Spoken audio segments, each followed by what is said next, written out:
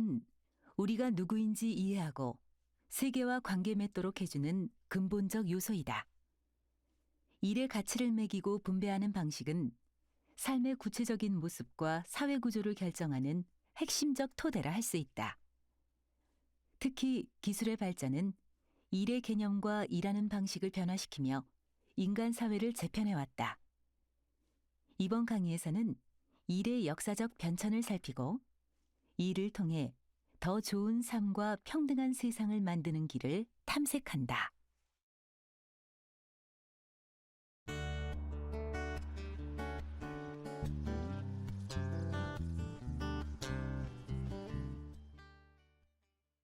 (2019년 3월) 스웨덴에서 인류 역사상 존재하지 않았던 일자리 공고가 났다.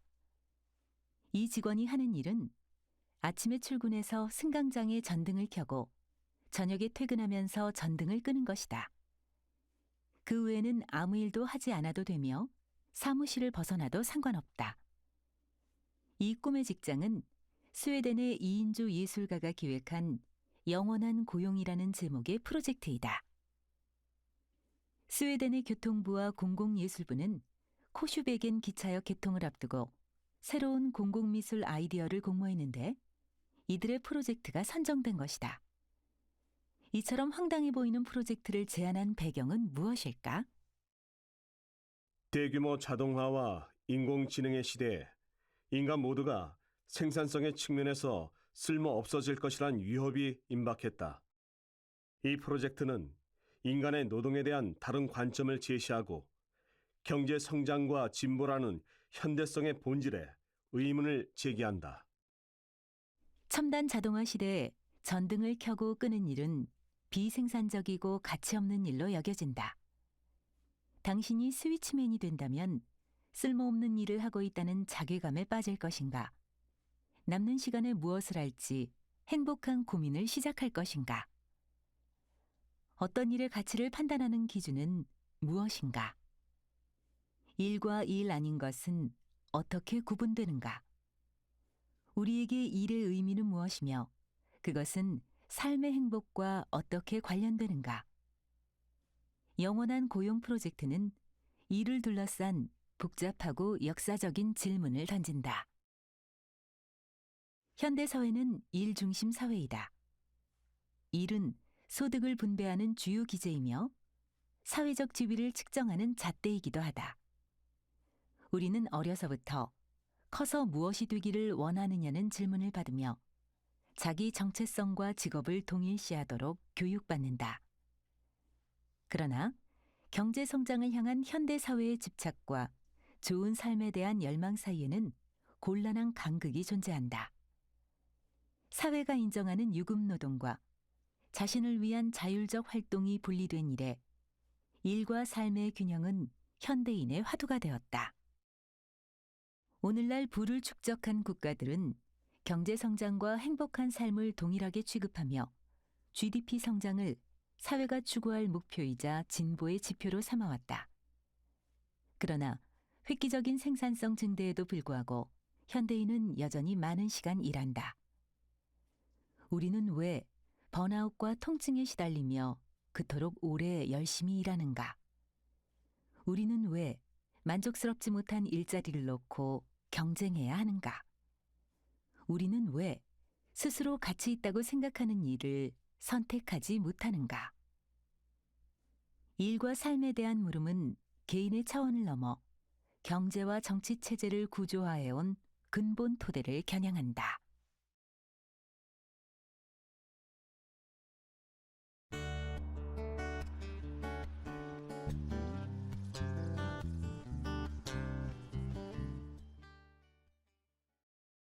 일은 언제나 인간 경험의 중심이었다. 일은 어떤 상태가 만족스럽지 못하거나 무언가가 결핍되어 있을 때 행해지는 목적 지향적 활동이라 할 수 있다. 일의 개념에는 양면성이 깃들어 있는데 한편으로는 수고와 고통을 요구한다는 것이고 다른 한편으로는 가치를 창출한다는 것이다. 그리스인들은 일의 수고로운 측면을 포노스, 업적이나 성과의 측면을 에르곤이라 지칭했다. 이러한 차이는 고통을 동반하는 수동적 활동을 노동, 가치를 추구하는 자발적 활동을 작업으로 구분하는 용법에도 반영되어 있다. 오늘날 노동이라는 용어는 재화를 창출하기 위해 투입되는 인적 자원이나 인간 활동을 가리키는 경제학적 개념으로 쓰이는 경우가 많다. 노동자는 자신의 노동력을 사용자에게 제공하고 그 대가로 임금을 받게 되는데, 이때 노동자와 사용자 사이에 체결되는 근로계약은 법적 규율에 따라 이루어진다. 일반적으로 노동자는 종속성이 강한 사회적 약자로 인식되기 때문에 헌법상 근로의 권리에 의해 보호받는다. 근대 이전까지 인간이 자신의 노동 능력을 팔고 그 대가로 임금을 받는 것은 극히 예외적인 일이었다. 중세 봉건제에서는 폐쇄적인 자급자족 단위인 장원을 중심으로 영주가 토지와 농노에 대한 지배권을 가지고 있었다.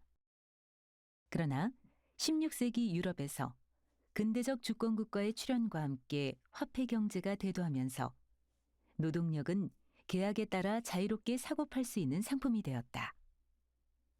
노동과 화폐의 교환은 노동이 유용한 가치를 생산한다는 생각에서 비롯된 것이다. 이에 따라 근대적 의미의 노동은 이윤을 창출하는 생산 요소로 그 지위가 상승했지만, 시장 가치를 낳지 못하는 인간 활동은 상품 이전의 노동, 이른바 비생산적 노동으로 간주되었다. 이러한 근대 경제학의 노동 개념은 인간 활동의 광범위한 측면 중 특정 부분만을 강조한 것이다. 자본주의 초기부터 기업가들은 생산성을 높이기 위해 노동자의 작업 과정을 통제하는 것이 중요하다는 것을 깨달았다. 20세기 초에 등장한 과학적 관리론, 이른바 테일러주의는 노동자의 경험과 지식을 과학으로 대체하려는 운동이었다. 이를 위해 노동자들의 작업을 관찰, 측정, 분해하여 표준화할 수 있는 구성 요소로 나눈다. 분업화된 각 단계의 작업은 지식이나 숙련이 필요 없는 단순 노동으로 환원되어 대체 가능하고 통제하기 쉬운 것이 된다. 테일러주의의 요점은 노동 과정에 필요한 지식과 기술을 실제 노동하는 사람으로부터 분리하여 노동을 감독하는 관리의 영역으로 이전시키는 데 있다. 이처럼 지식과 실행을 분리한 테일러식 경영에 컨베이어 벨트 시스템을 도입한 포드주의는 대량 생산 체제를 통해 생산성을 극대화하였다. 그러나 무엇을 만드는지도 모르고 조립 라인의 속도에 맞추어 단순한 조작을 반복하는 노동자들은 톱니바퀴에 불과한 존재로 전락했다. 전체 노동 과정이나 그것의 결과인 생산물로부터 배제된 채 타율적으로 일하면서 인간적 가치를 상실하게 된 것이다. 테일러 체제의 또 다른 결과는 사무직의 탄생이었다. 단순 관리직으로 시작된 새로운 층위의 일자리는 20세기 후반에 접어들면서 지식노동이라는 개념으로 진화했다. 약간의 교육이나 훈련만으로 충분했던 일이 대학에서 전공해야 하는 학문이 되었고, 노동시장은 넘쳐나는 지식 노동자를 흡수하기 위해 온갖 종류의 혁신 업무를 양산해냈다. 분명한 것은 일이 양적으로 팽창한 데 비해 개인이 일과 자율적으로 결합하는 정도가 약화되었다는 사실이다. 일의 주기와 강도를 스스로 제어하고 자신이 원하는 방식으로 일할 자유는 근대적 노동의 전환과 함께 억압되었다. 지금까지 살펴보았듯이 근대 사회의 노동은 근본적인 분리를 토대로 발전해왔다. 특히 산업구조의 논리에 따라 생산적 노동과 비생산적 노동의 구분이 이루어지면서 공식경제의 바깥으로 밀려나 보이지 않게 된 노동이 있다.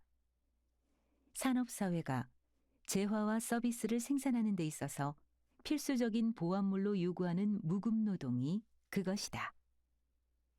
이반 일리치는 이를 그림자 노동이라 불렀다. 하서 노동은 거대한 그림자 노동의 한 가지 사례로, 이 그림자 노동은 산업사회 전 영역에서 임금 노동을 확대하기 위한 필수적 보완물로 발전해 온 것이다. 이런 그림자 보완물은 공식 경제와 더불어 산업적 생산 양식의 필수 구성 요소를 이룬다. 오직 상품을 통해서만 기본적 필요가 충족되는 시장 경제는 임금을 받는 노동에만 주목해왔다. 일자리 확대, 임금 인상, 안정된 노동 조건을 놓고 투쟁이 벌어지는 동안 직장 바깥에서 이루어지는 모든 노동, 즉 가사, 육아, 돌봄과 같은 필수 노동은 하찮고 사적인 것으로 취급되었고 주로 여성의 몫으로 할당되었다. 이러한 그림자 노동은 성별의 경제적 구분, 가정과 공공 영역 간의 대립을 바탕으로 대가가 지급될 필요 없는 비공식 부문에 배정되었다.